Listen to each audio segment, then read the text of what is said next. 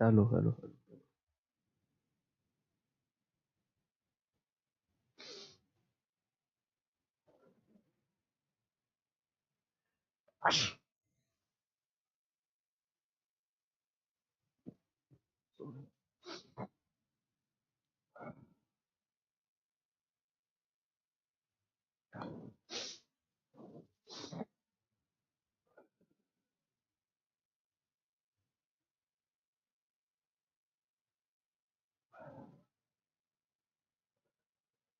Hello everyone, a very good morning to all of you. नमस्कार आप सभी लोगों को, स्वागत है आप लोगों का आज के सेशन में।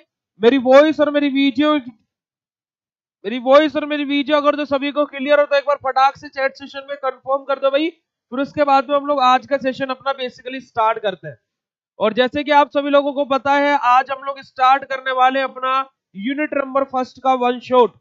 ठीक है, और अभी हो रहे हैं 7:16 और कोशिश करेंगे 7:50 तक, यानी कि 35 लगभग 40 मिनट में हम लोग इसका वन शॉट कवर अप कर लेंगे। ठीक है जी। Are you ready for today session? Say yes और no. Are you ready for today session बेटा? यस और नो?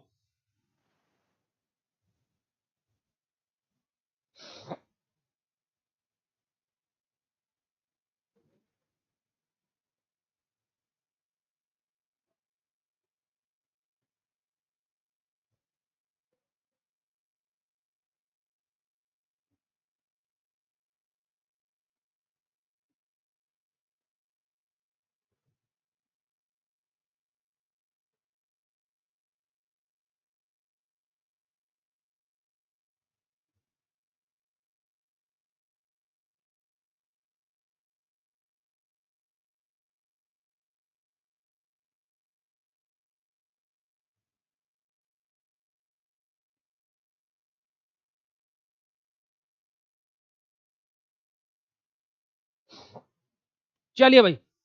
तो बेसिकली बेटा, अगर जो हम लोग बात कर रहे हैं हमारी क्या यूनिट नंबर फर्स्ट के वन शॉट की, तो हमारी यूनिट नंबर फर्स्ट में तीन चीजें दी हुई है।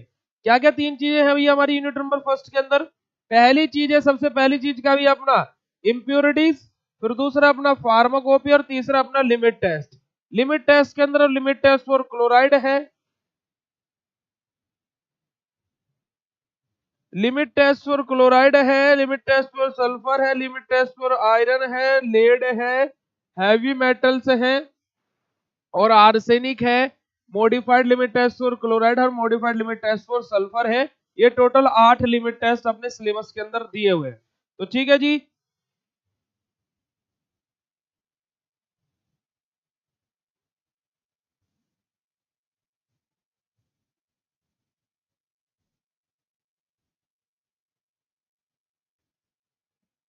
यार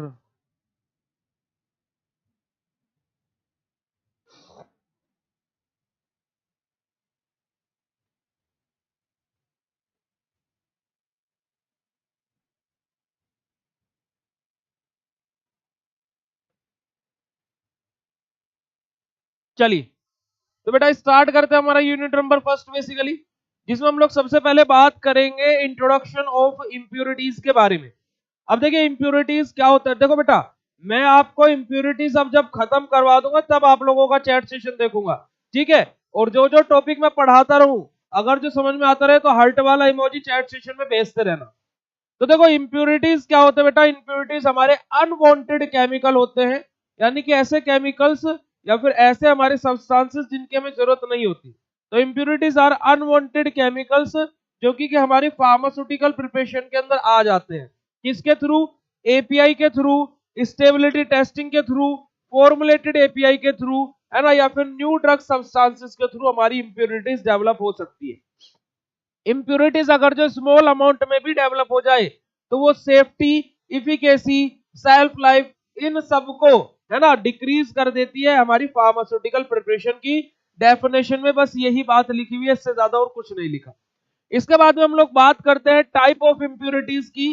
तो इंप्योरिटीज के बेसिकली बेटा तीन टाइप होते हैं: ऑर्गेनिक इंप्योरिटी, इनऑर्गेनिक इंप्योरिटी और रेजिडुअल सोलवेंट। ऑर्गेनिक इंप्योरिटी जिसको हम लोग process and drug related impurity भी बोलते हैं, इनऑर्गेनिक इंप्योरिटी जिसको हम लोग प्रोसेस रिलेटेड इंप्योरिटी भी बोलते हैं, और रेजिडुअल सोलवेंट जिसको हम लोग एक्सपेरिमेंटल इंप्योरिटी बोलते हैं। अब ऑर्गेनिक इंप्योरिटी के अंदर भी हमारे तीन चीज आ जाती है ना। वो तीन चीजें क्या है बेटा, हमारा प्रोसेस रिलेटेड, एपीआई रिलेटेड और स्टेबिलिटी रिलेटेड। प्रोसेस रिलेटेड के अंदर भी हमारी तीन टर्म्स आती है, स्टार्टिंग, इंटरमीडिएट और रिएजेंट, लिगेंड, कैटलिस्ट।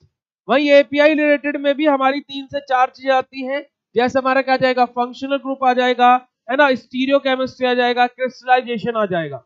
ऐसी हमारा स्टेबिलिटी रिलेटेड में भी हमारी 2 से 3 टर्म्स आती हैं, जैसे हमारा क्या है बेटा, हमारा एपीआई इंटरेक्शन प्रोडक्ट, है ना, हमारा एक्सिपिएंट इंटरेक्शन। इस प्रकार से हमारी टर्म्स किसके अंदर, ऑर्गेनिक इंप्योरिटी का क्लासिफिकेशन इस तरीके से होता है। वहीं पर अगर जब हम लोग इनऑर्गेनिक इंप्योरिटी यानी कि प्रोसेस रिलेटेड इंप्योरिटी की बात करें, तो इसके अंदर हमारा क्या जाएगा बेटा, इसके अंदर हमारे अदर फिल्टरेट्स लाइक, है ना, अदर फिल्टर मटेरियल, जैसे कि हमारा क्या है, फिल्टरेट्स और एक्टिवेटेड चारकोल, हैवी मटेरियल्स, इस तरीके के क्या हैवी मेटल्स, ये सभी के सभी हमारे क्या इनऑर्गेनिक इंप्योरिटी के अंदर आएंगे। वहीं पर हम रेजिडुअल सोलवेंट की बात करें तो सोलवेंट हमारे दो ही तरीके के होते हैं, एक ऑर्गेनिक सोलवेंट और दूसरा अपना क्या है, इनऑर्गेनिक सोलवेंट। तो ये पूरा का पूरा आपका क्लासिफिकेशन है हमारी इंप्योरिटीज का। आप लोग यहाँ पर देख सकते हो, एक भी सिंगल वर्ड ऐसा नहीं है जो मैंने आपको बताया और वो इधर से उधर हुआ हो। इस process related, API related, stability related, process related में starting, intermediate, reagent, chemical, catalyst. वहीं पर एपीआई रिलेटेड में stereo chemistry, crystallisation, functional group, और स्टेबिलिटी रिलेटेड में API interaction product, excipient interaction और डिग्रेडेंट्स। वही इनऑर्गेनिक में मैंने आपको बोला था हैवी मेटल्स और आपका क्या है, other material like filtrates and charcoal, हमारा रिएजेंट, लिगेंड, कैटलिस्ट यहाँ पर भी रहेगा।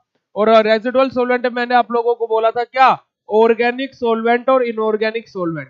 ठीक है बेटा जी। अब हम लोग बात करते हैं किसके बारे में, मैं यहीं पर ही आपको डेफिनेशन का एक्सप्लेनेशन दे देता हूं कि ऑर्गेनिक इंप्योरिटीज क्या होती है ना। ऑर्गेनिक इंप्योरिटी की बात की जाए तो ये हमारी वो इंप्योरिटी है जो क्या है बेटा, बेसिकली हमारे क्या है, मैन्युफैक्चरिंग प्रोसेस के दरमियान डेवलप होगी या फिर न्यू ड्रग सब्सटेंसेस के थ्रू डेवलप होगी। ठीक है, तो इसी वजह से क्या है, मैन्युफैक्चरिंग प्रोसेस, तो वहां से इसको ले गया क्या, प्रोसेस रिलेटेड, और न्यू ड्रग सब्सटेंसेस के थ्रू डेवलप हो रही है तो हमारा ड्रग रिलेटेड, है ना, तो हमारा process and drug related impurity, इस वजह से इसको बोला जाता है। अब अगर जो मैं ऑर्गेनिक इंप्योरिटी की बात करूं तो ऑर्गेनिक इंप्योरिटी हमें आइडेंटिफाइड और अनआइडेंटिफाइड यानी कि दोनों प्रकार से हो सकती है, कि हमें इस इंप्योरिटी के बारे में पता भी हो सकता है, हाँ जी ये इंप्योरिटी डेवलप हो रही है, या फिर हमें इस इंप्योरिटी के बारे में नहीं भी पता हो सकता है, यानी कि आइडेंटिफाइड और अनआइडेंटिफाइड टाइप की हमारी इंप्योरिटी होती है। अब इसके बाद में अगर जो हम बात करें ऑर्गेनिक इंप्योरिटी के एग्जांपल्स के, तो हमारा क्या था बेटा, हमारा एपीआई रिलेटेड, है ना, हमारा process related, stability related, starting, intermediate, reagent, ligand, catalyst, degradants, हमारे API interaction product, excipient interaction, है ना, हमारा stereo chemistry, crystallisation, functional group, ये सभी के सभी क्या है बेटा, एग्जांपल्स होते हैं ऑर्गेनिक इंप्योरिटी के। वहीं पर इनऑर्गेनिक इंप्योरिटी की बात की जाए तो ऐसी इंप्योरिटी जो बेसिकली डेवलप होती है कब बेटा, मैन्युफैक्चरिंग प्रोसेस के दरमियान। अब इसी वजह से हमने क्या बोला था, इनऑर्गेनिक इंप्योरिटी को प्रोसेस रिलेटेड इंप्योरिटी भी बोला था। अब दूसरी चीज, इनऑर्गेनिक इंप्योरिटी बेटा क्या होती है, हमें आइडेंटिफाइड इंप्योरिटी होती है ना। और एक चीज और याद रखिएगा कि जो हम लोग लिमिट टेस्ट बेसिकली अप्लाई करते हैं वो ज्यादातर हम लोग इनऑर्गेनिक इंप्योरिटी को आइडेंटिफाई करने के लिए अप्लाई करते हैं। यहाँ पर इनऑर्गेनिक इंप्योरिटी के अंदर हमारे क्या क्या आ जाएंगे, एग्जांपल के तौर पर हमारे हैवी मेटल्स आ जाएंगे, है ना, हमारे क्या आ जाएंगे, रिएजेंट, लिगेंड, कैटलिस्ट आ जाएंगे, है ना, अदर मटेरियल लाइक फिल्टरेट्स और चारकोल, ये सब एग्जांपल है। वहीं पर लास्ट हमारा क्या है, रेजिडुअल सोलवेंट्स। रेजिडुअल सोलवेंट क्या होता है बेटा, बेसिकली हमारा जो न्यू ड्रग सब्सटेंसेस है यानी कि एनडीएस है, सॉरी जो एनडीएस है बच्चे, अब उसको क्या है, हमें किसी सस्पेंशन या सॉल्यूशन की फॉर्म या किसी फार्मास्यूटिकल फॉर्म में हमें उसके क्या है, डोजेस फॉर्म में कन्वर्ट करना है। अब इन दैट केस क्या है, वो नया ड्रग सब्सटेंस है, उसके बारे में हमें कुछ नहीं पता, उसकी प्रॉपर्टीज क्या है, क्या उसका मेल्टिंग पॉइंट है, क्या उसका बॉइलिंग पॉइंट है, किसके अंदर सोल्यूबल है, किसके अंदर इनसोल्यूबल है, किसके साथ में कंपैटिबल है, किसके साथ में इनकम्पैटिबल है, किसके साथ में रिएक्शन करेगा, क्या बनाएगा, ये सारी चीजें अभी हमें कुछ नहीं पता। क्यों, क्योंकि वो हमारा एक एनडीएस है यानी कि न्यू ड्रग सब्सटेंस है। अब उसको क्या है, उसके ऊपर हम लोग अलग अलग प्रकार के टेस्ट अप्लाई करते हैं, देखते हैं कि ऑर्गेनिक के अंदर, ऑर्गेनिक सॉल्वेंट के अंदर सोल्यूबल हो गया, फिर इनऑर्गेनिक सॉल्वेंट के अंदर। तो इन दैट केस अगर जो मान लो हमने उसके अंदर ऑर्गेनिक सॉल्वेंट डाला और वहां पर क्या हो गई, इंप्योरिटीज डेवलप हो गई, तो इसका मतलब क्या है कि वो ऑर्गेनिक सॉल्वेंट के अंदर क्या है, स्टेबल नहीं है, तो उसको फिर हम लोग इनऑर्गेनिक सॉल्वेंट के अंदर डालेंगे, तो वहां पर भी कहीं ना कहीं हमारी इंप्योरिटीज डेवलप हुई, तो उसी को तो बेटा हम लोग क्या बोलते हैं, हमारे रेजिडुअल सॉल्वेंट्स बोलते हैं, जो कि हमारे दो प्रकार के होते हैं, ऑर्गेनिक और इनऑर्गेनिक सॉल्वेंट। इसके बाद में हमारी नेक्स्ट हेडिंग आ जाती है बेटा, इसी के अंदर हमारी नेक्स्ट हेडिंग आ जाती है टाइप ऑफ इंप्योरिटीज के बाद में देखो डेफिनेशन यही सब लिखी हुई है, देख लो इधर ध्यान से, एक भी लाइन एक भी वर्ड बिल्कुल अलग नहीं होगा जो मैंने तुम लोगों को बताया, solution, suspension, inorganic, organic, liquids, ये सारी चीजें बात हुई है। अब हम लोग बात करते हैं सोर्सेज ऑफ इंप्योरिटीज के बारे में। तो इंप्योरिटीज के सोर्सेज बेटा क्या है, इंप्योरिटीज के सोर्सेज बहुत ही इजी वे में मैं आप लोगों को बताऊंगा। देखो आप लोग क्या है, बहुत डरते हो केमिस्ट्री से, तो डरने की तो पहले कोई बात है नहीं। अब देखो सोर्सेज क्या है, बहुत सिंपल सी चीज है, जैसे आप कोई काम करने जा रहे हो, है ना, फॉर एग्जाम्पल आप कोई भी काम करने जा रहे हो, जैसे आप एग्जाम देने जा रहे हो, सबसे बड़ा एग्जाम्पल, उसी से सोर्सेज समझ में आ जाएंगे। जैसे तुम एग्जाम देने जा रहे हो, तो सबसे पहली चीज, एग्जाम अच्छा कब जाएगा, जब तुमने एग्जाम से पहले प्रिपरेशन अच्छी करी हो, है ना, यानी कि जो तुमने एग्जाम से पहले अपने मॉक टेस्ट दिए हैं, प्रीवियस क्वेश्चन पेपर सोल्व किए हैं, लाइव क्लासेस ली है ना, इंपोर्टेंट क्वेश्चन सोल्व किए हैं, वन शॉट अटेंड किए हैं, मैराथन क्लासेस अटेंड किए, तो ये तुमने एग्जाम से पहले प्रिपरेशन करी। अब एग्जाम से पहले अगर जो तुमने प्योरिटी के साथ में प्रिपरेशन करी, मतलब जब तुम एग्जाम लिखोगे वो प्रोसेस अच्छी चलेगी, और जो तुम्हारा फाइनल रिजल्ट आएगा वो भी अच्छा होगा। तो वही बात है बस यहाँ पर भी बेटा, क्या बोला गया कि जो हमारी इंप्योरिटीज है वो सोर्सेज, मतलब कहाँ कहाँ डेवलप हो सकते हैं, क्या क्या उसके क्या एक तरीके से सोर्स हो सकते हैं, है ना। तो सोर्सेज में सबसे पहली बात कि इंप्योरिटीज डेवलप हो सकती है हमारी रॉ मटेरियल, यानी कि हम लोग प्रोसेस, यानी कि बनाने से पहले कैसा हम मटेरियल यूज कर रहे हैं, है ना। जैसे आप लोग यहीं पर ही अपना क्या बीएससी फार्मेसी पर आप कैसा मटेरियल पढ़ रहे हो, कितना डीप पढ़ रहे हो, है ना, आप शॉर्ट में पढ़ रहे हो, किसी अदर प्लेटफॉर्म से क्या कर रहे हो, ओके। तो क्या है बेटा, आपको क्या करना पड़ेगा, सबसे पहले अपना रॉ मटेरियल आपका कैसी क्वालिटी का है, उसके ऊपर हमारी इंप्योरिटीज डेवलप होगी या नहीं होगी वो डिपेंड करता है। अगर जो हम लोगों ने कच्चा माल कि हम लोगों ने क्या है बेकार क्वालिटी का ले लिया, तो मतलब भाई ऑब्वियसली इंप्योरिटीज तो डेवलप होगी। दूसरा हमारा नंबर पे आता है भाई प्रोसेस कैसी चल रही है। अब आप एग्जाम में लिख कैसे रहे हो, अब आपने पढ़ तो लिया, लिखना आपसे आता नहीं, प्रैक्टिस करी नहीं, और मैं बोलता रहता हूं कि प्रैक्टिस किया करो, प्रैक्टिस किया करो लिखने की भी। अब आप लिख कैसा रहे हो वो डिपेंड करता है, ठीक है, यानी कि क्या है, अब आप एग्जाम में लिख कैसा रहे हो, यानी कि प्रोसेस कैसी चल रही है, वहां पर भी हमारी इंप्योरिटीज डेवलप हो सकती है। तीसरा, हमारी स्टोरेज कंडीशन, यानी कि क्या, हम लोग जब अपनी कॉपी दे रहे हैं, कॉपी देने के बाद में हमारा क्या है, कॉपी कहाँ जा रही है, कौन चेक कर रहा है। अब एग्जामिनर की मान लो घर पर लड़ाई होगी उसकी पत्नी के साथ में, है ना, अब भैया उसकी पत्नी ने उसके सिर पे तवा ववा मार दिया, उसके पट्टी वट्टी बंधी हुई है बेचारे का, वो कॉपी चेक करने गया, अब उसका तो दिमाग खराब है, वो नंबर काटने लग रहा है बच्चों के। तो स्टोरेज कंडीशन का मतलब क्या है कि हमारी जो फार्मास्यूटिकल प्रिपरेशन है उसको हमने कैसी कंडीशन में स्टोर करके रखा है ना। भाई जैसे अभी हम लोगों ने रेडियो फार्मास्यूटिकल पढ़ा था, वहां पर गामा पार्टिकल्स का स्टोरेज हमारे लेड के अंदर होना था, लेड की शील्ड के अंदर होना था। अब मैं गामा पार्टिकल को ग्लास के अंदर स्टोर करके रख दूं, क्या गामा पार्टिकल्स का इफेक्ट उससे बाहर आ जाएगा, बिल्कुल आ जाएगा, और बाहर इफेक्ट आएगा तो रेडिएशन वहां पर कम हो जाएगा और बाहर ज्यादा हो जाएगा, तो इसी वजह से क्या बेटा वो इफेक्ट डिक्रीज हो सकता है। स्टोरेज कंडीशन अलग अलग वेरी करती है ना, बस वही बात है। बस यही हमारे सोर्सेज ऑफ इंप्योरिटीज है।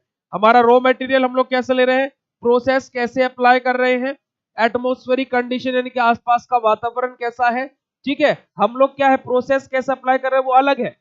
दूसरी चीज, हम लोग मेथड कौन सा अप्लाई कर रहे हैं, मेथड मतलब कि कैसे, जैसे प्रोसेस क्या है बेटा, जो हमारी नॉर्मल प्रोसेस है वो सही से चल रही है नहीं चल रही है।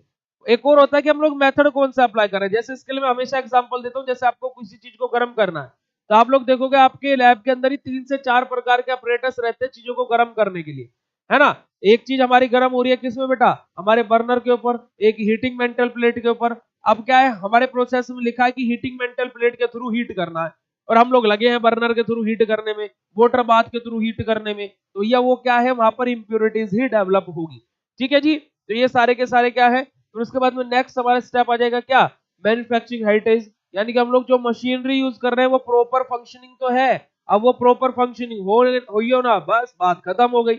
इसके बाद में लास्ट हमारा जो छठे नंबर पे आता है वो क्या है, हमारा स्टोरेज कंडीशन, कि हमारी फार्मास्यूटिकल प्रिपरेशन की हम लोग कैसी जगह पर उसको स्टोर करके रख रहे हैं। ये पूरा का पूरा बेटा आपका क्या है, 6 स्टेप है आप लोगों के सोर्सेज ऑफ इंप्योरिटीज के। अगर जो आप इनमें थ्योरी भी लिखना चाहो तो लिख सकते हो बना करके अपनी तरफ से, कोई दिक्कत वाली बात नहीं होगी। चलिए आगे बात करते हैं इफेक्ट ऑफ इंप्योरिटीज की, कि इंप्योरिटीज क्या क्या इफेक्ट प्रोड्यूस करते हैं। तो देखिए इंप्योरिटीज सिंपली हमारा क्या क्या इफेक्ट प्रोड्यूस करते हैं, ऑलमोस्ट हर एक चीज पर इफेक्ट करते हैं। ठीक है, कैसे, देखो सबसे पहले तो अदर सब्सटेंसेस के साथ में इनकम्पैटिबिलिटीज कोज करा देंगे। उसके बाद में हमारे इंप्योरिटीज अगर जो है तो सेल्फ लाइफ को डिक्रीज कर देंगे। अगर जो इंप्योरिटीज डेवलप हो गई तो फिजियोकेमिकल प्रॉपर्टीज में चेंजेस आ जाएंगे। अगर जो इंप्योरिटीज डेवलप हो गई तो उसको प्रिपेयर करने में सब्सटेंस को डिफिकल्टी आएगी, प्लस उसको बेटा क्या, प्रिपेयर करने में डिफिकल्टी आ गई, चलो ठीक है कोई बात नहीं, उसको यूज करने में भी डिफिकल्टी आएगी। ठीक है, पांचवी चीज हमारी क्या है बेटा, इंप्योरिटीज अगर जो क्या है ज्यादा समय तक प्रेजेंट रह जाए तो टॉक्सिक इफेक्ट शो करना स्टार्ट कर देती है। इंप्योरिटीज फार्माकोलॉजिकल एक्शन को डिक्रीज कर देती है। इंप्योरिटीज क्या करती है, एक लिमिट से ज्यादा हो जाए तो इस हेल्थ के लिए इंजीरियस भी हो सकती है, यानी कि पेशेंट की डेथ तक भी हो सकती है, बिल्कुल सही बात है। और इंप्योरिटीज क्या करती है, कलर, ऑर्डर और टेस्ट को क्या कर देती है बेटा, चेंज कर देती है। और इसी के साथ में आपका इंप्योरिटीज नामक टॉपिक हो गया समाप्त। इंप्योरिटीज नामक टॉपिक समाप्त हो गया भाई, इंप्योरिटीज समाप्त हो गया। जल्दी से फटाक से बता दो चैट सेशन में, इंप्योरिटीज सभी को रिवाइज हुआ या नहीं हुआ भाई, जल्दी से बता दो, फिर हम लोग आगे मूव करते हैं फार्माकोपिया की तरफ। Right down in chat session फटाक से। Good morning, very good morning बेटा।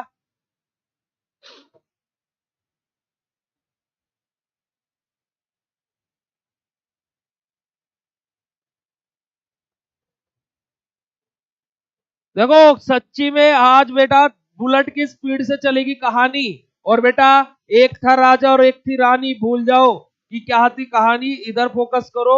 और क्या है, यूनिट नंबर 1 सुनो हमारी जुबानी।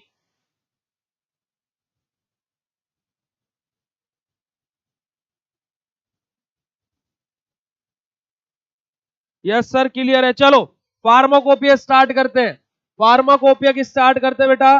चलो देखो फार्माकोपिया क्या होता है, इधर देखो, इधर देखो, इधर इधर कहां देख रहे हो, इधर देखो ध्यान से। गुड मॉर्निंग बेटा, वेरी गुड मॉर्निंग। अब देखो फार्माकोपिया क्या होता है बेटा, बेसिकली फार्माकोपिया के बारे में बात की जाए तो फार्माकोपिया हमारी एक स्टैंडर्ड बुक होती है, जिसके अंदर हमारे क्या है, किसी भी मेडिसिन के बारे में, है ना, किसी भी मेडिसिन मतलब कि क्या, कि हर अलग अलग कंट्रीज की, मैक्सिमम कंट्रीज की उनकी खुद की फार्माकोपिया होती है, और जिनकी फार्माकोपिया नहीं होती वो इंटरनेशनल फार्माकोपिया को फॉलो करते हैं, है ना। अलग अलग जोन्स डिवाइड होते हैं। ओके, तो जो जोन्स के बेसिस पर हम लोग क्या है फार्मास्यूटिकल प्रिपरेशन अपनी बनाते हैं। जैसे इंडिया के अंदर क्या है, आप लोग देखते होंगे कि हर एक प्रकार का क्लाइमेट है, गर्मी वाले क्षेत्र भी है, ज्यादा ठंडी वाले क्षेत्र भी है, जहां पर ज्यादा बरसात होती है वहां पर भी है, जहां पर गर्मी और ठंडी दोनों नहीं होती, यानी कि क्या है नॉर्मल टेम्परेचर रहता है, वो भी जगह है। तो सारी चीजें हैं इंडिया के अंदर। ठीक है, तो इंडिया के अंदर 4 जोन में हमारी चीजें डिवाइड की जाती है। जब आप लोग 5th सेमेस्टर में इंडस्ट्रियल फार्मेसी पढ़ोगे वहां पर बेटा आपका यूनिट नंबर 1 के अंदर ही प्री फार्मुलेशन स्टडीज दिया है, तो वहीं पर ही आप लोग ये सारी चीजें पढ़ते हो। ठीक है, तो चलिए फार्माकोपिया के बारे में बात करते हैं। तो फार्माकोपिया हमारी एक ऑफिशियल और स्टैंडर्ड बुक होती है, जिसके अंदर मेडिसिन के बनने से लेकर के, यानी कि उसके एक मॉलिक्यूल से लेकर के, है ना, एक उसके छोटे से कण से लेकर के वो पूरा का पूरा कैसे एक फार्मास्यूटिकल प्रिपरेशन उसकी बन रही है, प्लस उसको कैसे एडमिनिस्टर किया जा रहा है, ओरली, पेरेंटरली या फिर टॉपिकली, कैसे उसको अप्लाई किया जा रहा है, कैसे उसको लिया जा रहा है, इनटेक किया जा रहा है, उसका बॉडी के अंदर जाकर के क्या इफेक्ट शो होगा, क्या फार्माकोलॉजिकल एक्शन होगा, क्या साइड इफेक्ट होगा, क्या टॉक्सिक इफेक्ट होगा, है ना, और कैसे वो हमारी बॉडी से एक्सक्रीट आउट होगी, कितने टाइम में उसका क्या बॉडी के अंदर वो इफेक्ट शो करेगी, ये ओवरऑल सारी चीजें फार्माकोपिया के अंदर मेंशन रहती है। फार्माकोपिया पब्लिश की जाती है by the government of that particular country, otherwise pharmaceutical societies, या फिर कोई अलग से कम्युनिटी बनाई गई हो, है ना। तो क्या है, ये हमारे क्या है बेटा बेसिक डेफिनेशन है फार्माकोपिया की।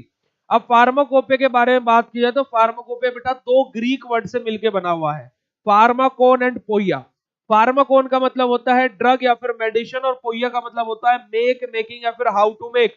तो पूरे ओवरऑल फार्माकोपिया का मतलब क्या हो जाता है, हाउ टू मेक ड्रग या फिर मेडिसिन अपनी। चलिए आगे मूव करते हैं। अगर जब हम फार्माकोपिया की बात करें तो फार्माकोपिया के कुछ इंपोर्टेंस भी होते हैं। इंपोर्टेंस क्या होते हैं फार्माकोपिया के, जो सबसे जरूरी चीज है क्या, कि हमें हमारे पेशेंट को डोज कितनी देनी है, जैसे हमारा अडल्ट्रेटेड डोज कितनी है, इन्फेंट को, चिल्ड्रंस को कितनी डोज देनी है ना, ओल्डर पेशेंट को कितनी डोज देनी है, वो सारी चीजें फार्माकोपिया के अंदर मेंशन रहती है। सेकंड थिंग, फार्माकोपिया बेटा हमारी लेबोरेटरीज के अंदर प्लस इंडस्ट्रीज के अंदर, फार्मास्यूटिकल इंडस्ट्रीज के अंदर प्लस कहां पर बेटा, एकेडमिक इंस्टीट्यूट या फिर यूनिवर्सिटीज जो फार्मेसी करा रही है उनके अंदर अवेलेबल होना बेहद ज्यादा जरूरी है, ये कंपलसरी है। ठीक है, इसके बाद में किसको मेडिसिन का कितना स्टॉक रखना है, कैसे क्या हो सकता है, वो सारी चीजें फार्माकोपिया के अंदर मेंशन रहती है। ठीक है जी, अब आगे बात करते हैं। फार्माकोपिया के अंदर हम एक टर्म पढ़ते हैं बेटा, क्या, मोनोग्राफ्स।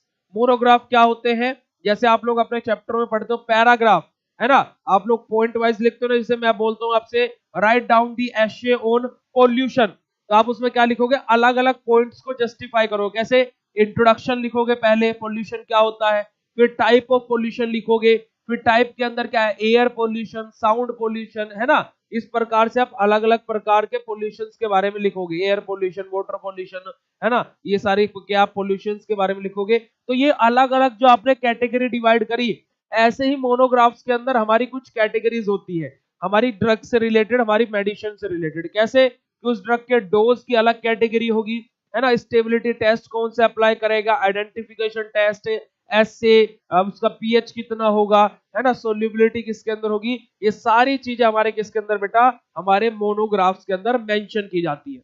इसके बाद में इंट्रोडक्शन अबाउट इंडियन फार्माकोपिया हम लोग बात करेंगे। तो इंडियन फार्माकोपिया क्या होती है बेटा जी, हमारी वो फार्माकोपिया जो इंडिया के अंदर चल रही है। बिल्कुल सही बात है।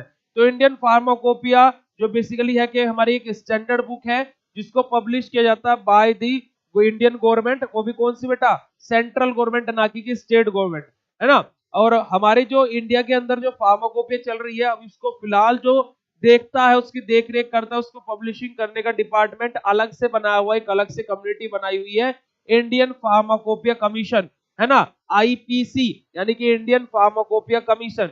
अब देखिए क्या बेटा, इंडियन फार्माकोपिया कमीशन एक इस प्रकार से एक अलग से ये क्या है, बॉडी बनाई हुई है। जैसे आप लोगों ने अभी सुना होगा कि पीसीआई यानी कि फार्मेसी काउंसिल ऑफ इंडिया को हटा करके क्या है, इंडियन फार्मेसी कमीशन लाया जा रहा है ना, इंडियन फार्मेसी कमीशन लाया जा रहा है। ऐसे हमारा इंडियन फार्माकोपिया कमीशन एक अलग से क्या है, पूरी चैरिटी बनाई हुई है कि बस भाई आपका काम क्या है, फार्माकोपिया की देखरेख करना, कि क्या है, कैसे एडिशन आ रहे हैं, कैसे कब एडिशन लॉन्च करना, वो तुम्हारे हाथ में है, बस जस्ट परमिशन लेनी है गवर्नमेंट की, है ना। क्या मोनोग्राफ्स ऐड होने हैं, क्या उसके अंदर क्या है, कुछ हटना है या फिर क्या नया लगना है, कब उसके सप्लीमेंट्री एडिशन आएंगे, ये सब कुछ उसी कमीशन को अब देखना है। ठीक है, उसी कम्युनिटी को देखना है जो बनाई हुई है, क्या, आईपीसी। चलिए, अब ये तो बेसिक इंट्रोडक्शन हो गया इंडियन फार्माकोपिया का। अब इंडियन फार्माकोपिया का थोड़ी सी हिस्ट्री के बारे में बात की जाए तो ये इतिहास बहुत पुराना है, जब अंग्रेज भारत में आए थे उस समय की बात है। तो जब अंग्रेज लोग इंडिया के अंदर आए, उन्होंने इंडिया के अंदर आने के बाद में क्या है, यहाँ की चकाचौंध उनको बहुत पसंद आई कि पैसा ही पैसा है, यहाँ तो पैसा ही पैसा है। भाई देखो कितना अमीर होगा उस टाइम पे भारत, आप लोग खुद देखो कि ये 1-2 रुपए के तो सिक्के चलते ही नहीं थे, है ना। जो राजा महाराजा थे वो सोने के सिक्के देते थे, और जो नॉर्मल जो क्या है, जिनको बोलते थे ना गरीब लोग थे, वो चांदी के सिक्कों में डील करते थे उस टाइम पे, है ना। तो देखो गरीब लोग भी कितने अमीर थे आज के कंपैरिजन में, सोच सकते हो आप लोग कि जो गरीब लोग हैं वो चांदी के सिक्के दे करके काम करते थे, और जो राजा महाराजा थे वो सोने के सिक्के दे करके काम करते थे, हीरे जवाहरात दे करके काम करते, हीरे, डायमंड। जो आज सोचता है कोई कि एक डायमंड का नेकलेस ले लूं, उस टाइम पे डायमंड, है ना, ऐसे ऐसे कोई अगर जो डांस कर रहा था ऐसे उड़ाए जाते थे डायमंड, है ना। तो कितना अमीर होगा अपना भारत देश। तो उस टाइम पे जब अंग्रेज लोग आए तो उन्होंने पहले से देखा यहाँ पर पैसा बहुत है, पैसा ही पैसा होगा, पैसा ही पैसा होगा, है ना। तो भाई पैसे तो देख लिए उन्होंने। उन्होंने फिर देखा कि यहाँ पर अभी भी इंडिया के अंदर क्या है, कि हम लोग तो बहुत डेवलप हो चुके हैं, हम कोट पैंट और टाई लगा करके घूमते हैं, है ना, और ये अभी भी धोती लुंगी में घूमते हैं और हमें वही पसंद है, आज भी हम वैसे ही। ठीक है जी, तो ये सारी चीजें जब देखी गई तो उन्होंने क्या देखा कि यहाँ पर आज भी हकीम वैद्य जड़ी बूटियां कूट करके दे रहे हैं और क्या है, पेशेंट ठीक भी हो जा रहा है। पर उन्होंने क्या बोला कि हम यहाँ पर अपनी क्या है, कंपनी लगा देंगे। देखो कितना रोल मॉडल, कितना जिसने बनाया होगा कितना अच्छा इंसान होगा, कितना तगड़ा बिजनेसमैन होगा। उसने बोला हम यहाँ पर अपनी कंपनियां लगाएंगे, अपने देश से लोगों को बुलाएंगे जो हेड बनाएंगे, प्लस जो इनके लोग हैं, इंडिया के लोग हैं, उनको काम देंगे, बोलेंगे हम आपको बदले में पैसा देंगे, है ना। उनसे दवाइयां बनाई। इंडिया में हर्ब्स की कमी नहीं है, जड़ी बूटियों की कमी नहीं थी, है ना। आप बद्दी साइड चले जाओ, हिमाचल में, उत्तराखंड में पतंजलि का सबसे बड़ा प्लांट उत्तराखंड में है। तो भाई ये सारी चीजें हुई तो उन्होंने क्या बोला, उन्होंने कंपनी अपनी एस्टेब्लिश कर दी और उन्होंने क्या किया, इंपोर्ट एक्सपोर्ट करना स्टार्ट कर दिया। उधर से बस मशीनरी वो लेकर के आए और यहाँ से क्या है, एक्सपोर्ट करनी चीजें स्टार्ट कर दी अपनी कंट्री में भी। अब भाई ये सारी चीजें चलती रही चलती रही चलती रही। फिर उसके बाद में जब 1944 के लगभग क्या है, अंग्रेजों को तो ये पता लग गया था कि हमारा क्या भैया वो बंटाधार हो गया, अब यहाँ हम रुकेंगे तो हमारी या तो मृत्यु होगी, वरना हम लोग जैसे इंडियंस से हम लोगों ने क्या अपनी वो है ना कमोड साफ करवाए हैं, बोलते हैं ना जूते साफ करवाना, है ना, क्या अपनी वॉशरूम साफ करवाना, तो अब इंडियन हम लोगों से ऐसा काम करवाएंगे, तो वो यहाँ से निकल लिए। ठीक है, तो 1946 में आजादी से एक साल जस्ट पहले क्या हुआ कि एक हमारी मीटिंग बिठाई गई फार्मास्यूटिकल सोसाइटी की। उस टाइम पे तो फार्मास्यूटिकल सोसाइटी थी नहीं, पर हम लोग आज के टाइम पे बोलते हैं, है ना। तो एक मीटिंग बिठाई गई जिसके हमारे चीफ थे कौन बेटा, हमारे RN चोपड़ा सर। अब वहां पर क्या बोला गया कि भैया आप लोगों को पूरी लिस्ट तैयार करो, इंडिया के अंदर क्या मेडिसिन बन रही है, कैसे क्या है, पूरा लिस्टिंग तैयार किया जाए। अब 1947 में हमारा देश आजाद हो गया। अब आजाद होने के बाद में 1948 में फिर से मीटिंग हुई, है ना, यानी कि आफ्टर इंडिपेंडेंस, यानी कि आजादी के बाद में हमारा जब भारत देश आजाद हुआ। ठीक है, चलो जल्दी से एक बार फटाक से भारत माता की जय लिख करके बताओ जल्दी चैट सेशन में, भारत माता की जय, जल्दी से चैट सेशन में लिखो। तो क्या है 1948 में क्या हुआ जी, हमारी दोबारा से मीटिंग हुई।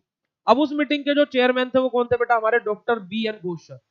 अब उस मीटिंग में क्या हुआ कि जो फार्माकोपिया हमारी क्या है, जो अंग्रेज लोग क्या है बंगाल फार्माकोपिया के नाम से इंडिया की फार्माकोपिया बना करके गए थे, उसका नाम बदल के रखा गया इंडियन फार्माकोपिया। और फिर इंडियन फार्माकोपिया के टोटल अभी तक 9 एडिशन आए हैं। पहला एडिशन 1955, दूसरा 1966, तीसरा 1985, चौथा 1996, पांचवा 2007, छठा 2010, सातवां 2014, आठवां 2018 और नौवां 2022। टोटल 9 एडिशन अभी तक इंडियन फार्माकोपिया के आ गए, है ना। 9 एडिशन देखो, 3 3 6 और 3 9, ठीक है, टोटल 9 एडिशन। अब अलग अलग एडिशन के अलग अलग सप्लीमेंट्री एडिशन आए। जैसे फर्स्ट एडिशन को 1960 में आया, सेकंड एडिशन को 1975 में आया, थर्ड एडिशन का 1989 और 1991 में आया, फोर्थ एडिशन के 3 सप्लीमेंट्री एडिशन आए के 2000, 2002, 2005, 2000, 2002 और 2005। उसके बाद में पांचवा एडिशन का एक सप्लीमेंट्री एडिशन 2008 में, छठे एडिशन का भी एक सप्लीमेंट्री एडिशन आया कब 2000 हमारे 12 में, सातवें एडिशन का भी एक सप्लीमेंट्री एडिशन 2015 में। उसके बाद में हमारा जो आठवां एडिशन था उसका कब आया बेटा, 2 सप्लीमेंट्री एडिशन 2019 और 2021 में, और 22वें एडिशन का भी कोई सप्लीमेंट्री एडिशन नहीं आया। अगर जो शायद ये कोविड की जो नई वेव आ रही है, ये अगर जो स्प्रेड हुई तो हमारा या तो हमें 9th एडिशन का सप्लीमेंट्री एडिशन देखने को मिलेगा, वरना हमें बेटा इंडियन फार्माकोपिया का इस वेव को अगर जो हम ठीक कर लेते हैं उसके बाद में 10वां एडिशन दिखाई दे जाएगा, आज बोल देता हूँ। ठीक है, तो ये बेटा हमारा क्या है, इंडियन फार्माकोपिया है। मैंने ये आप लोगों को पूरा बता दिया। इंडियन फार्माकोपिया और फार्माकोपिया कितने बच्चों को रिवाइज हो गया, right down in chat session फटाक से।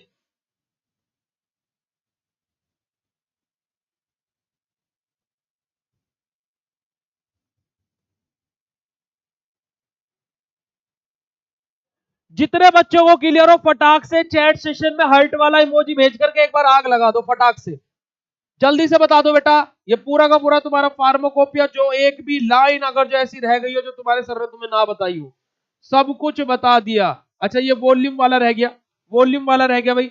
वॉल्यूम मतलब एक तरीके से जैसे आप यहाँ पर देखो बेटा, देखो ये 4 वॉल्यूम है, तो कौन से एडिशन के कितने वॉल्यूम आए, पहले एडिशन का एक, दूसरे का एक, तीसरे के 2, चौथे के 2, पांचवें और छठे के 3 और सातवें आठवें और नौवें के 4 एडिशन, 4 वॉल्यूम आए। ठीक है, ये वॉल्यूम रह गया था बस। अब लिमिट टेस्ट के बारे में बात करेंगे।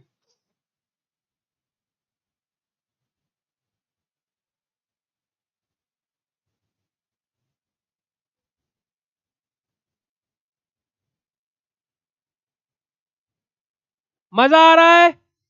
मजा आ रहा है? कोई दिक्कत तो नहीं हो रही? बता दो भाई जल्दी से फटाक से, कोई दिक्कत तो नहीं हो रही?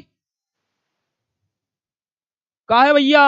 अरे भैया जी बोलते कहा है नहीं हो, बोल दो ना जरा, दिल में जो है छिपा।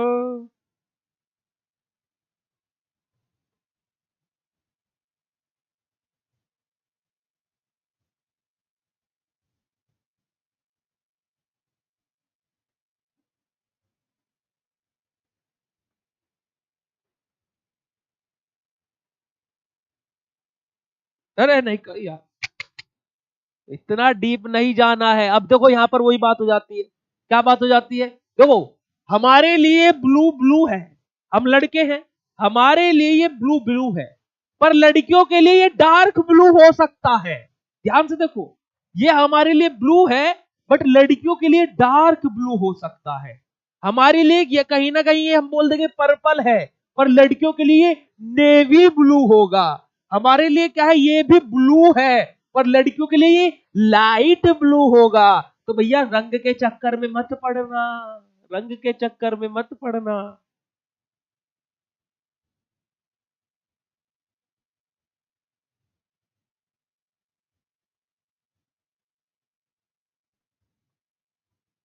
ठीक है?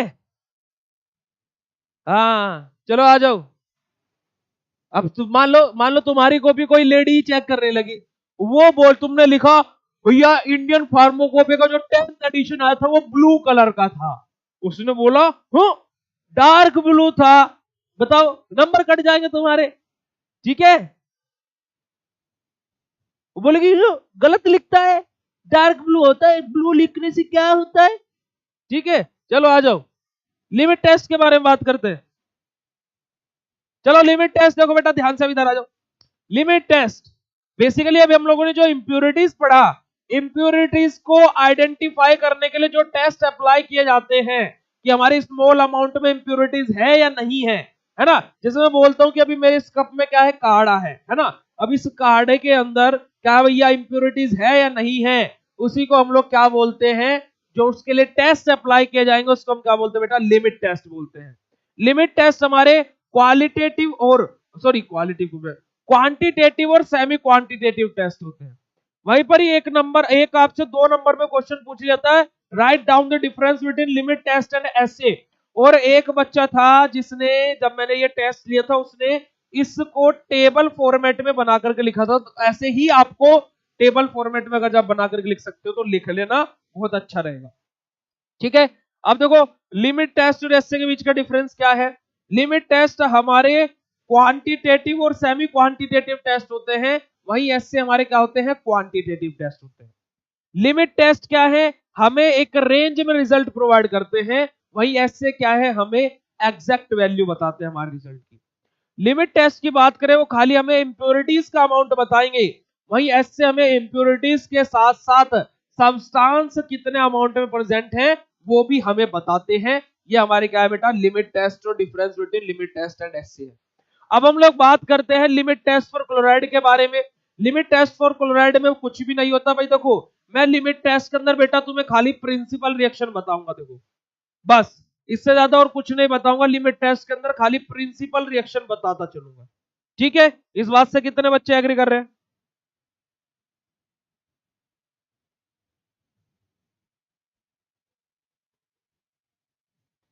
ठीक है जी, मैं हर एक लिमिट टेस्ट के तुम्हें प्रिंसिपल रिएक्शन बताऊंगा। ठीक है?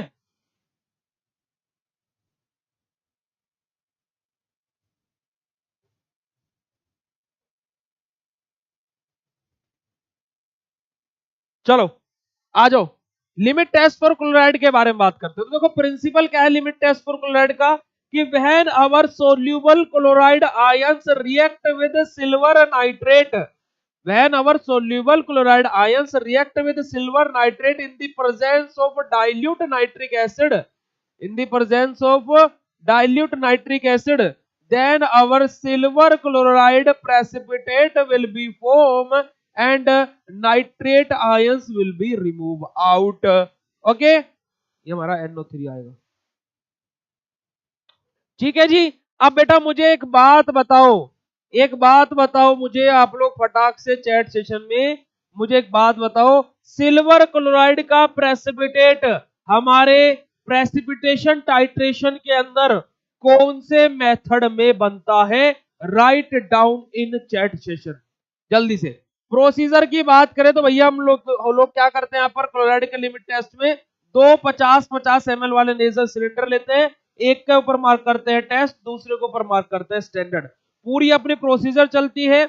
अगर जो मैं यहाँ पर ऑब्जर्वेशन की बात करता हूं तो हम लोग क्या देखते हैं कि जो टेस्ट सॉल्यूशन है उसकी ओप्लिकेंसेस स्टैंडर्ड सॉल्यूशन से कम होनी चाहिए। अगर जो टेस्ट सॉल्यूशन के ओप्लिकेंसेस स्टैंडर्ड सॉल्यूशन से कम है, इसका मतलब लिमिट टेस्ट फॉर क्लोराइड अपना पास है। हमारा पहला लिमिट टेस्ट हो गया समाप्त। दूसरा limit test Mohr's method, very good. Mohr's method था। मेरे ख्याल से वोलार्ड मेथड में भी होती है क्या? मोर्स मेथड में तो होती है, ठीक है। अच्छा चलो ये एक और क्वेश्चन का आंसर करो। एब्जॉर्प्शन इंडिकेटर प्रेसिपिटेशन टाइट्रेशन के अंदर एब्जॉर्प्शन इंडिकेटर वाली थ्योरी किसने दी थी? ये और आंसर कर दो फटाक से। प्रेसिपिटेशन टाइट्रेशन के अंदर, ठीक है ध्यान से सुनना, प्रेसिपिटेशन टाइट्रेशन के अंदर किस मेथड ने एब्जॉर्प्शन इंडिकेटर वाली थ्योरी दी थी? इसका आंसर करो।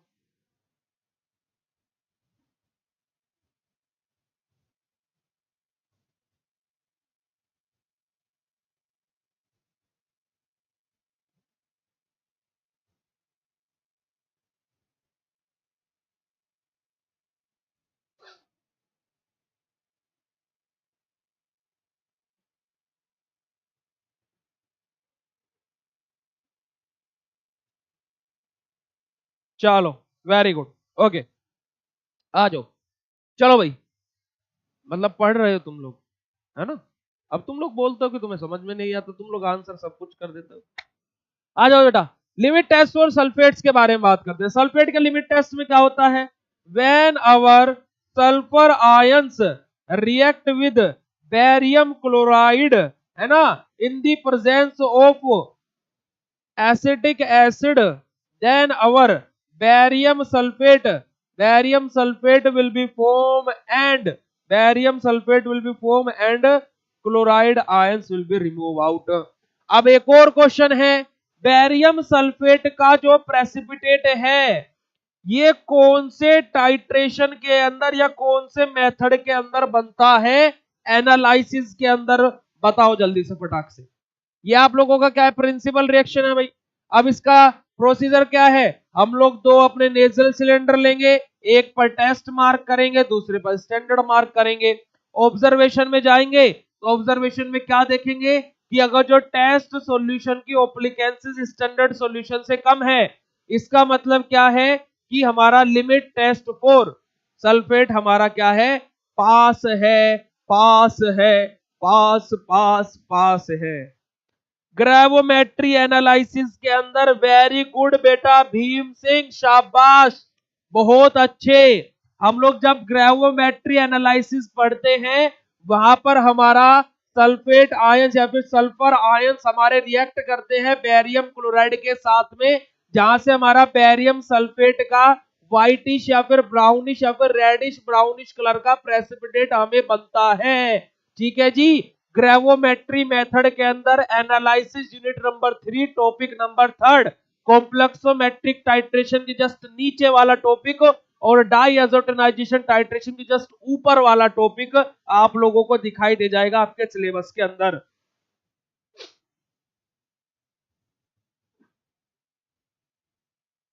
ठीक है चलो आ जाओ। क्लियर? सल्फेट्स क्या सभी को क्लियर हो गया? आगे बात करते हैं फिर आयरन के बारे में। सल्फेट्स का सभी को क्लियर हो गया भाई?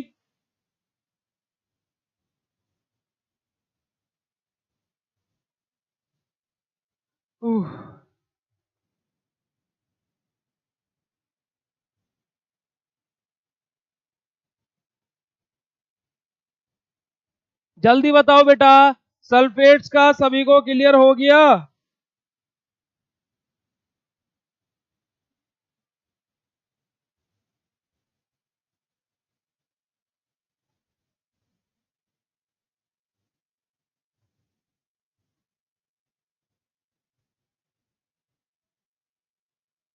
ठीक है, चलो आ जाओ। अब हम लोग आयरन के लिमिट टेस्ट के बारे में बात करते हैं। इधर ही लिख लेते हैं। हमारा Fe2 पॉजिटिव जो है वो बेटा क्या है, CH2SHCOOH और CH2SHCOOH। ठीक है, आप लोग इसको इस प्रकार से भी लिख सकते हो, CH3SCOOH। और इसको क्या है, 2 मॉलिक्यूल्स हम लोग यहाँ पर ले रहे हैं। ठीक है, और आप इसको 2 मॉलिक्यूल्स ना लिख करके है ना, इसको बेटा ऐसे लिखना, होल्ट वाइज लिखना। ठीक है जी, ये हमारा रहेगा। यहाँ पर क्या होता है बेटा, जब हमारे जो हमारा क्या है आयरन है, वो रिएक्ट करता है किसके साथ में, थायोग्लाइकोलिक एसिड के साथ में, है ना। जब हमारा आयरन रिएक्शन करता है थायोग्लाइकोलिक एसिड के साथ में, तो वहां से हमारा क्या फॉर्म होता है बेटा, फेरस थायोग्लाइकोलेट हमारा यहाँ से बनता हुआ हम लोगों को दिखाई देगा। क्या दिखाई देगा जी, फेरस थायोग्लाइकोलेट, फेरस थायोग्लाइकोलेट, ग्लाइकोलेट ग्लाइकोलेट।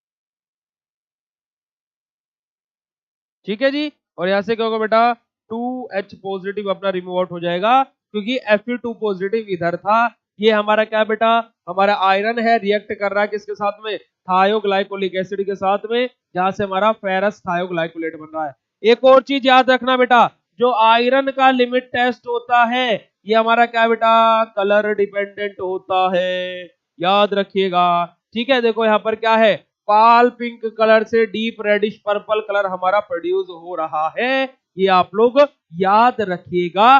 बात क्लियर है नहीं है, यस और no, write down in chat session.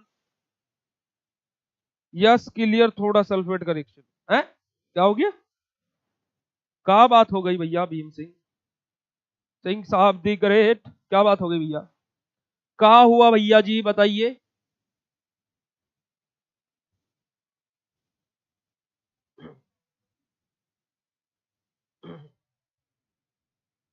ठीक है, चलो आ जाओ। तो कोई मिल गया।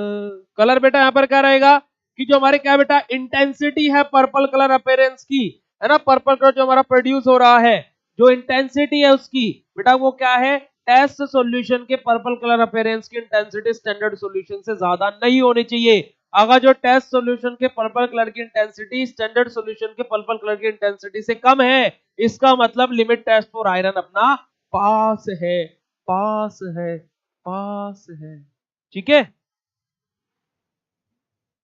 सल्फेट का रिएक्शन दोबारा, अरे चांद छुपा बादल में, शर्माके मिल जाना,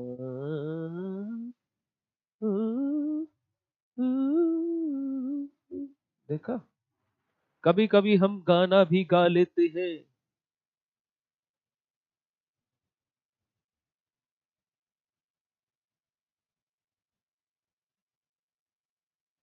बस हमारा क्या है, SO4 नेगेटिव है, BaCl2 के साथ में रिएक्शन करेगा in the presence of acetic acid, जहां से हमारा क्या बन रहा है, BaSO4 बन रहा है और 2Cl नेगेटिव अपना रिमूव आउट हो रहा है। क्योंकि मैंने आप लोगों को जब ये प्रिंसिपल रिएक्शंस पढ़ाई थी, तब मैंने आप लोगों को एक बात बताई थी बेटा, क्या कि हम लोग ऐसी जितने इधर इतने इधर, जितने जो इधर कंपाउंड वो इधर भी बराबर हम लोग बैलेंस करते हैं, साथ ही साथ में हम लोग चार्जेस को भी बैलेंस करते हैं। आप लोग चाहते तो इसको Cl2 भी लिख सकते थे, पर अगर जो आप इसको ऐसे लिखते तो ये गलत हो जाता। क्यों, क्योंकि हमारे इधर 2 नेगेटिव है, तो हमें इधर भी 2 नेगेटिव शो करने पड़ेंगे, बात खत्म। ठीक है, ओके, ओके कमांडोज, चलो हैवी मेटल्स के बारे में बात करते हैं। हैवी मेटल में हमारा क्या होता है, बहुत ही सिंपल सी कहानी है, ध्यान से सुनिएगा सभी राजा और रानी। देखिए हैवी मेटल्स में क्या होता है बेटा, हमारे क्या जो मेटेलिक इंप्योरिटीज होती है ना, जो हमारा क्या है, और जो हमारा मेटेलिक इंप्योरिटीज होती है वो रिएक्शन करते हैं किसके साथ में, हाइड्रोजन सल्फाइड के साथ में इन एसिडिक मीडियम, जहां से हमारा क्या बनता है, मेटल सल्फेट बनता है, और हमारा वहां से क्या है, हाइड्रोजन आयंस रिमूव आउट हो जाते हैं। जैसे देखिए ध्यान से, हमारा बेटा मैं यहाँ पर क्या ले रहा हूँ, 2M पॉजिटिव में ले रहा हूँ, ये हमारा क्या है, एक मेटेलिक इंप्योरिटी है। ये रिएक्शन कर रहा है किसके साथ में, हाइड्रोजन सल्फाइड के साथ में, इन एसिडिक मीडियम, किसमें? एसिडिक मीडियम में। जहां से हमारा क्या बन रहा है बेटा? M2S बन रहा है, यानी कि मेटल सल्फाइड अपना बन जाएगा। अगर हाइड्रोजन सल्फेट तो मेटल सल्फेट बन जाएगा और 2H पॉजिटिव यहाँ से रिमूव आउट हो जाएगा। ठीक है, हम लोग जैसे यहाँ पर कॉपर ले सकते हैं, Cu2 पॉजिटिव ले सकते हैं। ठीक है जी, ये रिएक्शन करेगा हमारे किसके साथ में? H2S के साथ में। जहां से हमारा क्या बनेगा? कॉपर सल्फेट बनेगा, यानी कि CuS बनेगा और 2H पॉजिटिव अपना रिमूव आउट हो जाएगा। ये हमारा क्या है बेटा? सिंपल सा प्रिंसिपल है हमारा, किसका? हमारे हैवी मेटल्स का। किसका? हमारे हैवी मेटल्स का। हम लोग जब यहाँ पर स्टैंडर्ड सॉल्यूशन की रिएक्शन करते हैं, स्टैंडर्ड सॉल्यूशन बनाते हैं, तो हैवी मेटल्स के केस में हम लोग क्या लेते हैं हमारा बेटा? लेड को हम लेते हैं एज एन हैवी मेटल के तौर पर। ठीक है जी।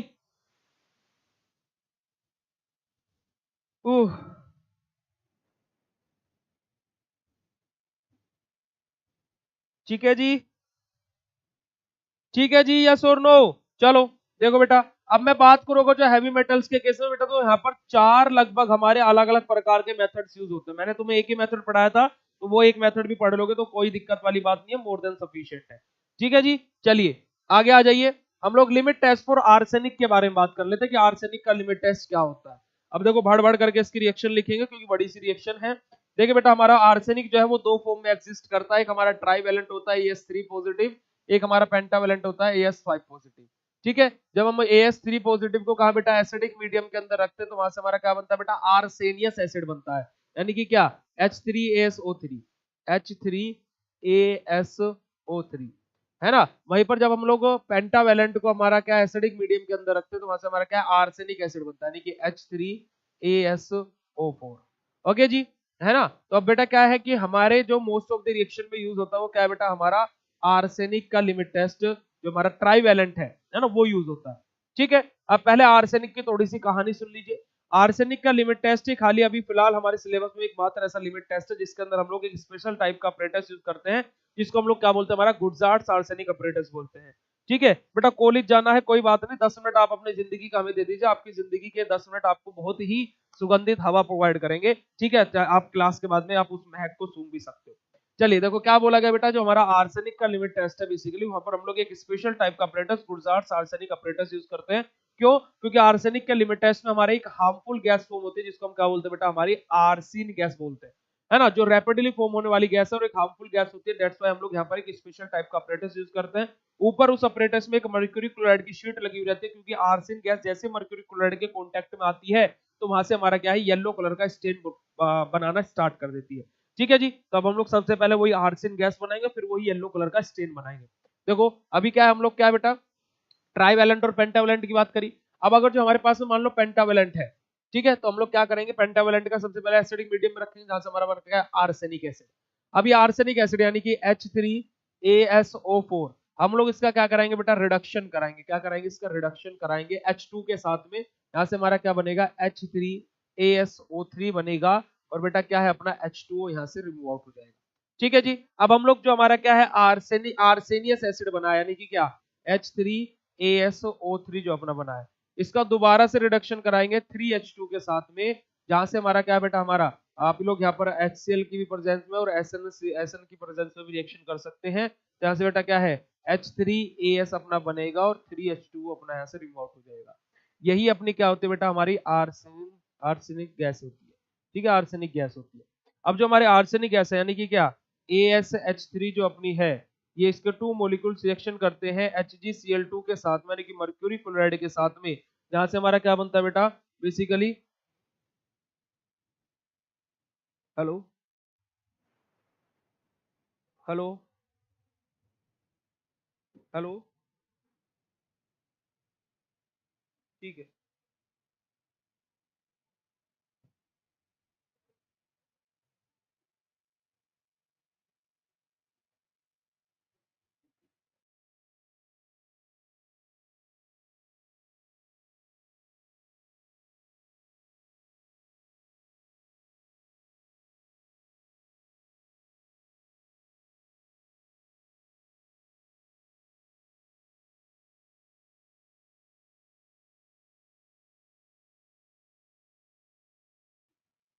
चलो ठीक है, तो हमारा क्या रहेगा बेटा? यहाँ पर हमारा बेसिकली क्या है? हमारा क्या है? Hg और ASH2 बनेगा अपना, और ASH2 बनेगा अपना, और क्या रहेगा हमारा 2HCl बेटा बेसिकली हमारा यहाँ से रिमूव हो जाएगा। यही हमारा क्या है बेटा येलो कलर का स्टेन है, येलो कलर का स्टेन है। ठीक है, अब यहीं पर हम लोग ऑब्जर्वेशन में क्या चेक करते हैं बेटा, जो हमारी इंटेंसिटी है किसकी, हमारे येलो कलर की स्टेन की टेस्ट सॉल्यूशन की स्टैंडर्ड सॉल्यूशन से ज्यादा नहीं होनी चाहिए। अगर येलो कलर के स्टेन की इंटेंसिटी टेस्ट सॉल्यूशन की स्टैंडर्ड सॉल्यूशन से कम है, इसका मतलब लिमिट टेस्ट फॉर आर्सेनिक अपना पास हो जाएगा। ये हमारा क्या बेटा कंप्लीट आर्सेनिक का लिमिट टेस्ट है। वुड्स आर्ट्स आर्सेनिक अपरेटस है। प्रोसीजर ये लिखी आप लोगों के सामने, ऑब्जर्वेशन ये लिखा। अब उसके बाद में हम लोग बात करेंगे लिमिट टेस्ट फॉर लेड के बारे में, आखिरी लिमिट टेस्ट अपना लिमिट टेस्ट फॉर लेड के बारे में बात करेंगे। एक आखिरी लिमिट टेस्ट अपना बच्चा है H3ASO3 का नाम होता है बेटा हमारा आर्सेनियस एसिड, है ना, आर्सेनियस एसिड। ठीक है, ठीक है बच्चे, H3ASO3 का नाम होता है बेटा आर्सेनियस एसिड और H3ASO4 का नाम होता है आर्सेनिक एसिड। ठीक है बेटा जी, बात क्लियर है सभी लोगों को?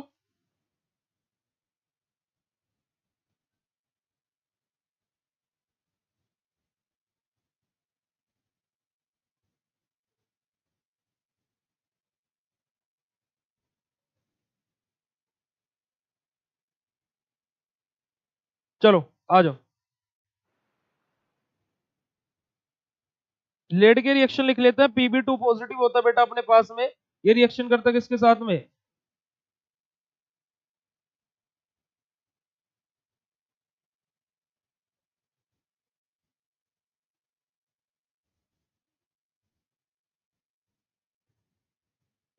ठीक है बेटा। हमारा क्या रहता है बेटा बेसिकली हमारा चलो, लेड हमारा रिएक्शन करता है डाइथायोजोन के साथ में। ओके, लेड यहाँ पर रिएक्शन करेगा डाइथायोजोन के साथ में, जहां पर हम लोग एरो थोड़ा सा छोटा लगाते हैं ताकि कमर रिएक्शन यहीं पर ही आ जाए। और यहाँ पर क्या बनेगा Pb,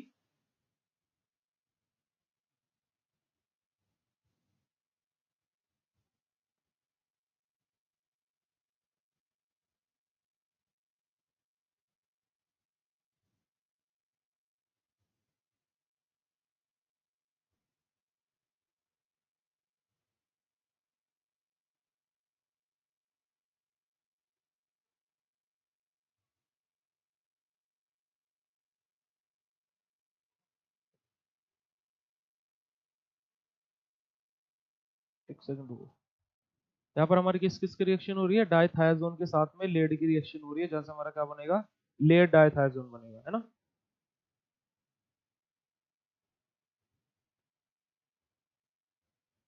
लेड डाइथायोजोन बनेगा, ये हमारा रहेगा। चलो देखो आज हमारा Pb रहेगा बेटा, N आएगा, इसके साथ में NH अपना अटैच रहेगा इस प्रकार से। ओके, अच्छा, लेड डाइथायोजोन बनेगा C6H5, और यहाँ पर क्या रहेगा हमारा N सिंगल बॉन्ड C6H5, और ये हमारा क्या है अटैच्ड रहेगा आपस में ऐसे S के साथ, है ना। हाँ, ये बनेगी अपनी रिएक्शन। ठीक है, एक सेकंड रुको, उसको बेटा आप ब्लैंक पेज पर ही लिखो क्योंकि बड़ी सी रिएक्शन है।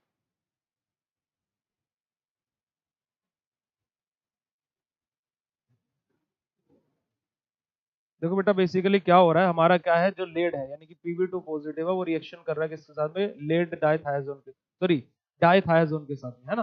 यहाँ से क्या होगा, डाइथायोजोन का स्ट्रक्चर आप लोग बनाओ इसको यहाँ पर।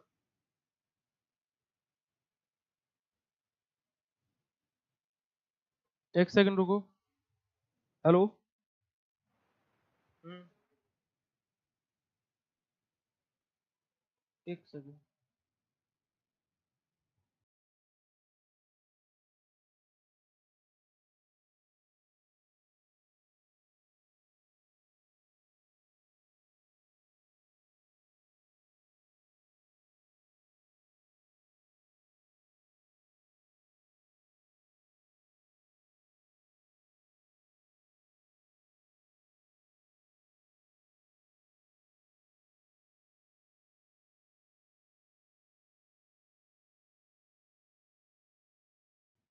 चलो बेटा आ जाओ,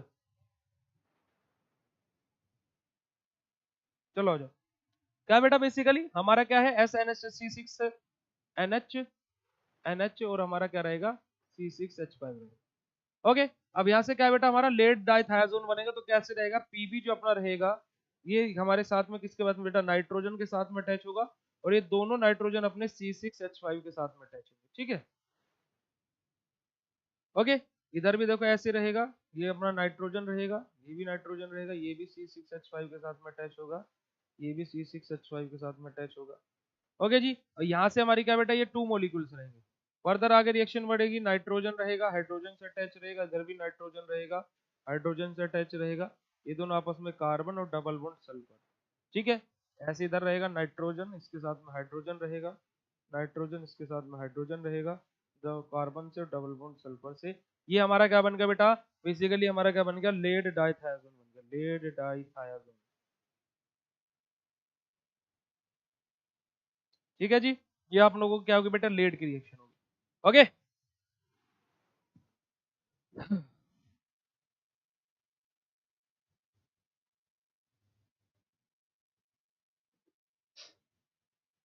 ठीक है जी, चलिए बस समाप्त हो गई बात, समाप्त होगी पहली यूनिट। कैसा लगा, कैसा लगा बच्चा लोग तुम लोगों को?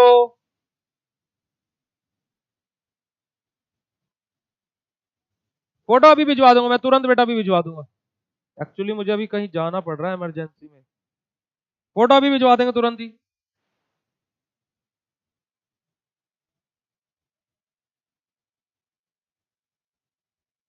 जल्दी बोलो, कैसी लगी कक्षा? जल्दी फटाक से बोलो, फिर उसके बाद में आज का सेशन हम लोग कर रहे हैं यहीं पर हो, जल्दी बता दो। अरे कोई क्लास में बचा नहीं क्या? क्या बोलती पब्लिक? ए बिड़ू लोग, कैसा लगा तुम लोगों को? पूरा हिला डाला है, नहीं हिला डाला, कैसा लगा यार? शाम को हम लोग सेकेंड यूनिट पढ़ेंगे भाई, शाम को यूनिट नंबर सेकंड का वन शॉट करेंगे। ठीक है, 8 बजे ही मुलाकात होगी अपनी, याद रखिएगा। शाम को भी आज हम लोग 8 बजे मिलेंगे, क्योंकि यूनिट नंबर थोड़ी बड़ी है, तो उसमें शायद 2 घंटे का टाइम लग जाए, है ना? तो शाम को भी हम लोग 8 बजे ही मिलेंगे। ओके, और 5 बजे डीपीपी के लिए तैयार रहना। तीसरी चीज, आज दूसरी यूनिट का वन शॉट, कल दिन में तीसरी यूनिट का वन शॉट, क्योंकि कल संडे है।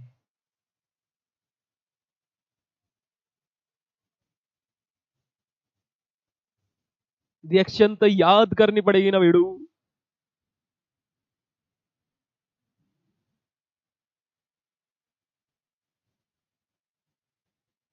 ठीक है, चलो बेटा, तो मिलते हैं आप लोगों से फिर शाम को 8 बजे।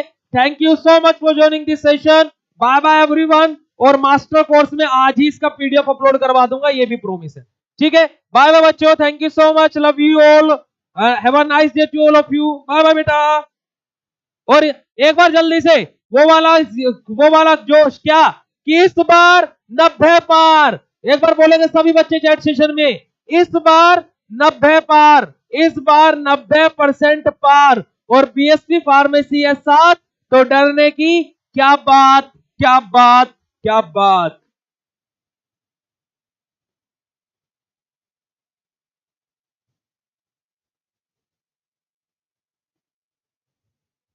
बच्चे रात को 11 बजे तक का इंतजार कौन करेगा? दिन में वन शॉट में थर्ड यूनिट कर लेंगे, फिर रात को 11 बजे तो मिलना ही है ना यार।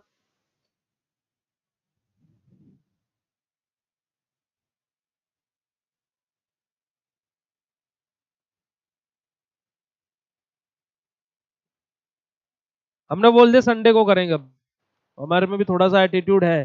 हमने बोल दिया, आपने हमें कक्षा में परेशान किया, हम बोलते हम आज मीटिंग कैंसिल, संडे में करेंगे हम, बस, है ना? चलो, ओके बेटा, bye bye, thank you so much, love you all. ठीक है, बाय बाय बाय बाय।